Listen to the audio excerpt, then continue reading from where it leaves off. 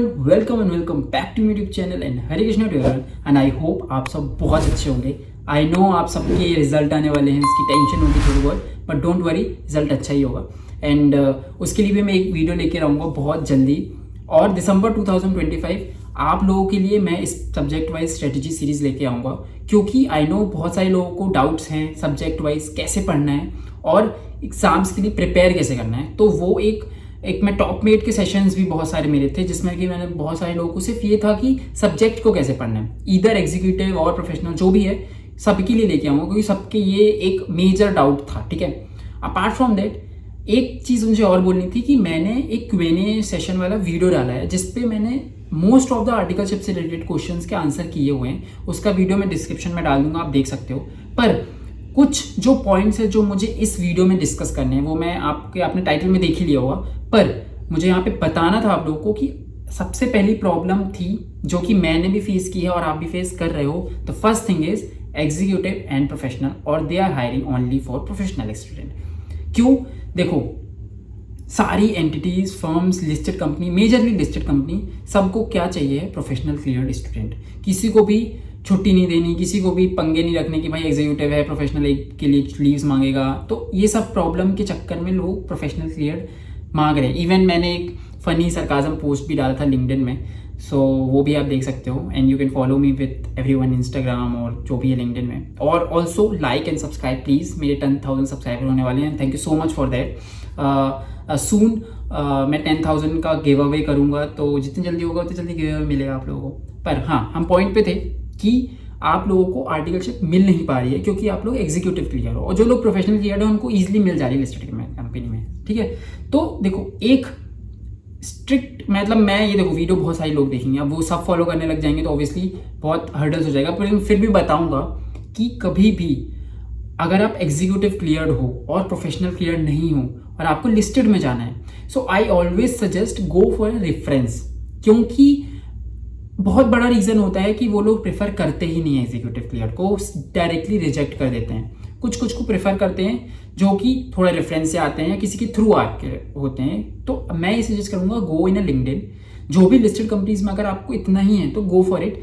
बात करो उनको कि मुझे लिस्टेड कंपनी ही चाहिए इसलिए, और मेरी इतनी ट्रेनिंग बची हुई है, तो शायद आपकी हेल्प हो सकती है। और जितना हो सके उतना अप्लाई करो और अपना रिज्यूमे थोड़ा अच्छा बना लो, क्योंकि अभी भी मैं लोगों के रिज्यूमे देखा हूँ, बहुत ही रद्दी रिज्यूमे होते हैं। सच बता रहा हूँ, मुंह पे बोल रहा हूँ, कुछ भी डाल के रखा है लोगों ने, मतलब स्किल्स का कोई अता पता नहीं है क्या, मतलब रिज्यूमे की पूरी एडिटिंग भी बकवास होती है। ठीक है, तो वो चीज़ें सही करो। रिज्यूमे कैसे बनाना है उसका मैंने एक वीडियो डाला हुआ है, वो भी मैं डिस्क्रिप्शन में डाल दूंगा, वो आप पर आके देख सकते हो। ठीक है, तो ये एक चीज़ है। और आपको अगर फर्म में जाना है तो फर्म में के लिए तो मतलब दरवाजे आपके लिए हमेशा ही खुले हैं, आपको फर्म वाले हमेशा ले लेंगे, बस उसमें थोड़ा स्टाइपेंड की प्रॉब्लम होगी। तो यहाँ पे सेकंड कॉज आता है आपका स्टाइपेंड।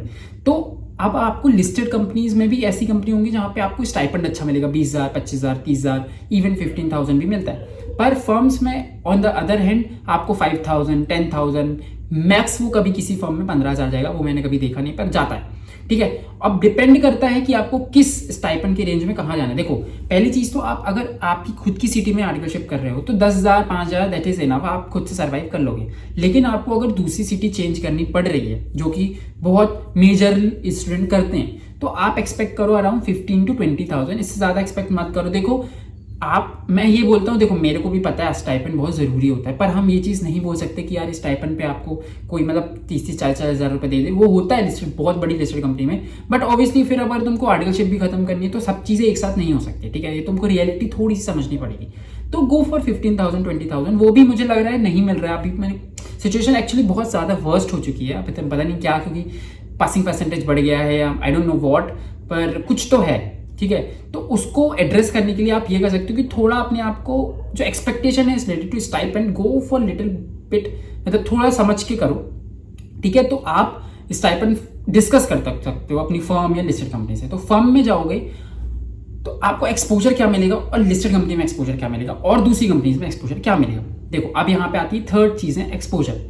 आपको एक्सपोजर के लिए सबसे बेस्ट चीज होती है लिस्टेड और फर्म, जो कि कंसल्टेंसी फर्म होती है। ये दो चीज़ बहुत सही है, क्योंकि कंसल्टेंसी फर्म मतलब ये नहीं जहाँ सिर्फ सेक्रेटरियल कंपनी की फॉर्म फाइलिंग और ड्राफ्टिंग ऑफ मिनट्स हो रहे हैं, नो। कंसल्टेंसी का मतलब होता है जहाँ पे तुम क्लाइंट को कुछ सजेस्ट कर रहे हो कि ये ट्रांजैक्शन होता कैसे। फॉर एग्जांपल आईपीओ है, एक कंपनी को आईपीओ जाना है और आईपीओ के लिए वो पूछने आया है कि भाई मैं आईपीओ कैसे करूँ। अब आप उसकी from the starting till the and आप उसके आईपीओ स्टेज में हो कि आप कैसे गाइड करोगे उसको, स्ट्रेटेजिक डिसीजन दोगे, आप डीआरएचपी बनाओगे, फॉर्म फाइलिंग करोगे, सब कुछ आपके पास है।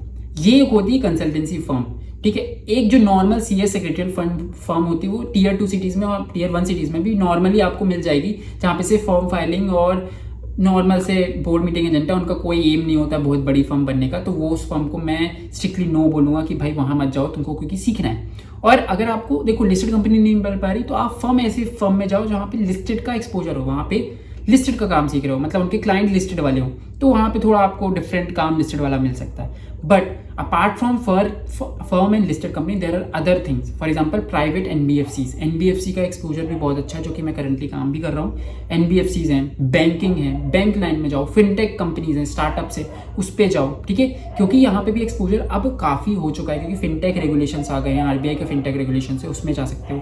बिग फोर तो obviously you have always a choice कि बिग फोर में जाना है कि नहीं जाना है। देयर आफ्टर आपके पास एमएनसीज आती हैं, एमएनसीज में आपको डिफरेंट काइंड ऑफ कल्चर और एक्सपीरियंस मिलेगा, वो जा सकते हो। सो ये कुछ चीज़ें हैं, यू कैन डिसाइड अकॉर्डिंगली, ठीक है। अब आता है विच सिटी टू प्रेफर, ठीक है, according to stipend wise, according to exposure wise.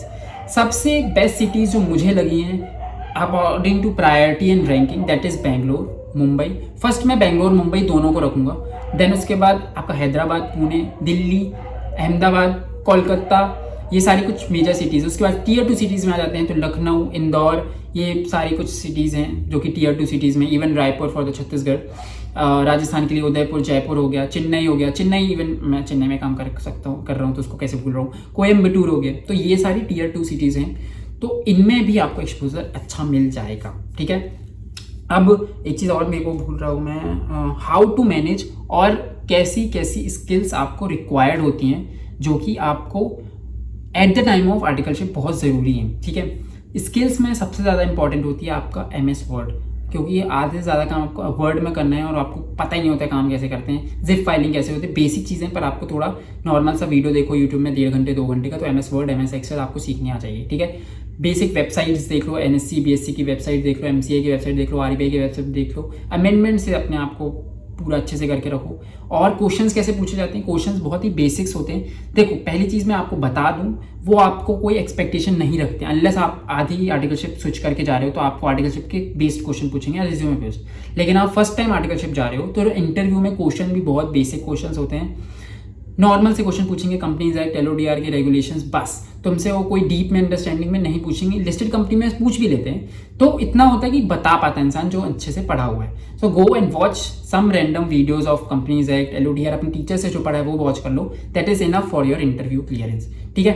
वो ज़्यादा एक्सपेक्टेशन नहीं रखते, सबसे ज़्यादा एक्सपेक्टेशन तुमको है दूसरे से, क्योंकि तुमको डिसाइड करना है कि एक्सपोजर वाइज कहाँ जाना है, सिटी वाइज कहाँ जाना है, स्टाइपेंड वाइज कहाँ जाना है। तो इसको ध्यान में रखते हुए इस वीडियो से मुझे लगता है थोड़ी हेल्प हुई होगी।